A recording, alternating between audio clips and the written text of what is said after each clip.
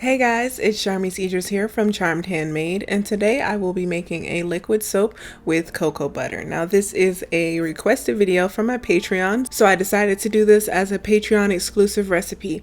Now if you like what you see here and want the recipe, make sure you head on over to my Patreon, the link is in the description, and sign up for the exclusive recipes tier. The first thing I'll need to do is melt down my cocoa butter and also my coconut oil. So I'm just going to measure out all of the oils that are going into this recipe, and then I'll add them to the crock pot, and my crock pot will be on low.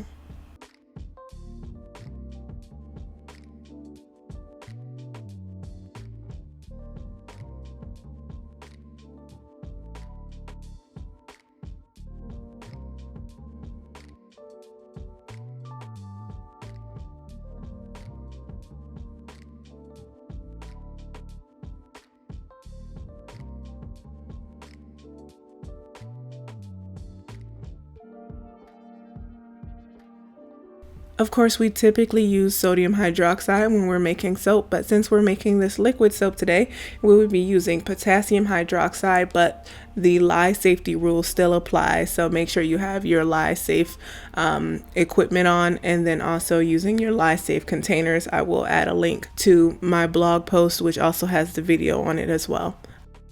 First up, I'm going to measure out my KOH flakes, which is the potassium hydroxide. And then I will measure out the water content of the lye solution, but in this case I will be splitting that between the distilled water and the vegetable glycerin. I like to use half distilled water and half glycerin just because I find that it helps the liquid soap to cook a little quicker. You can use all distilled water, which is perfectly fine, and then you can also use all vegetable glycerin, but you would need to heat the glycerin up to about 200 degrees Fahrenheit just so that you can melt the potassium hydroxide.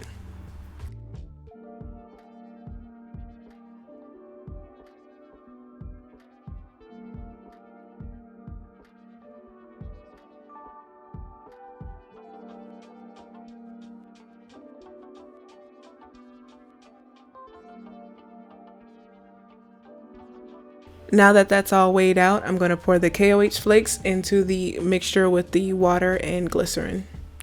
And I will pour it slowly and mix in between.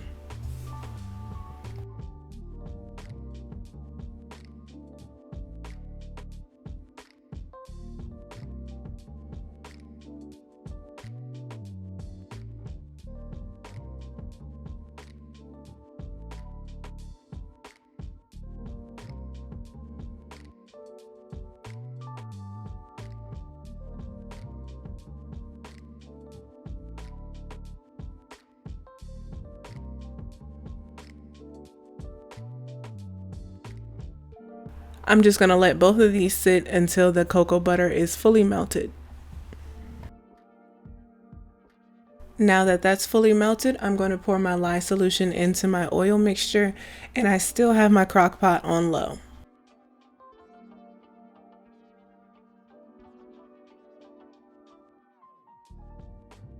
So at this point I will be mixing for a while, and I will get to a couple different stages. The first stage I need to get to is trace, and then after that I'll get to like an applesauce, and then after that it'll be a little thicker applesauce, and at that point I will no longer be able to use my stick blender, so you'll see me mix it by hand for just a little while. My total mix time ended up being about 6.5 minutes, and that includes when I was doing it by hand.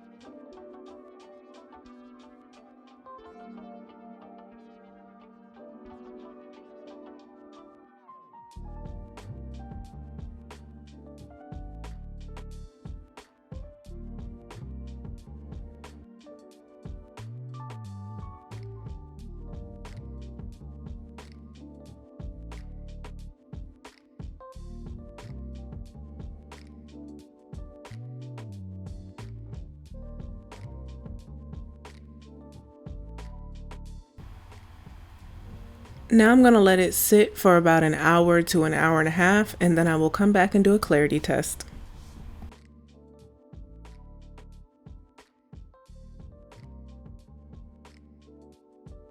Alright, so this is what it looks like after an hour and a half. And I did turn the crock pot off after the hour and a half, and then let it sit for about 15 minutes.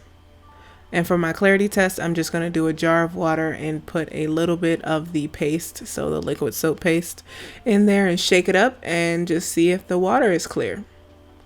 If the water is not clear, then I'll just let it sit for another 30 minutes. But in this case, it was clear. Now it's time to dilute my paste, and you actually don't have to do the whole thing at once. You can take a little bit of the paste and dilute it that way, but for today I'm just going to do the full amount, and I have already weighed the crock pot by itself just to see how much it weighs, and now I'm going to weigh it with the paste in there just so I know the weight of the paste.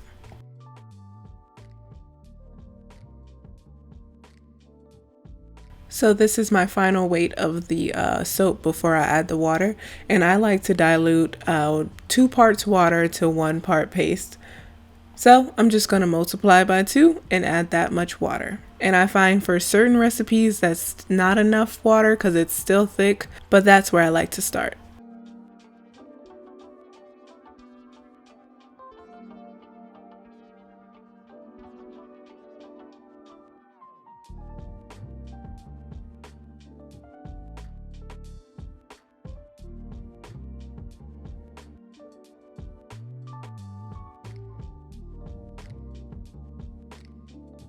Now I'm going to turn the crock pot on warm and let it sit overnight.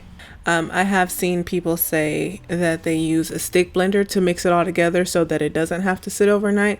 I haven't tried that yet, but you'll see later in the video that I did pull out the stick blender. But first, I let it sit overnight on warm, not low.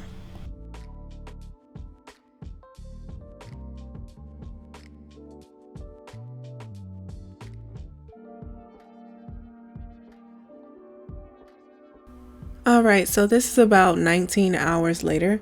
I still have a chunk of the paste down at the bottom here, so I'm going to pull out my stick blender and see if I can get rid of that.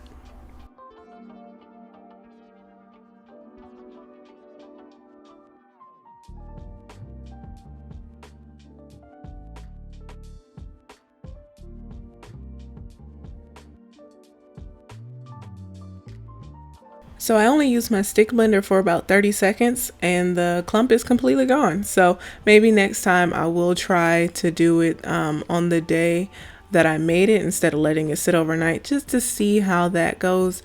But really I would only use it when I know for sure that the stick blender would be fully submerged under the water because I don't want to create a bunch of bubbles.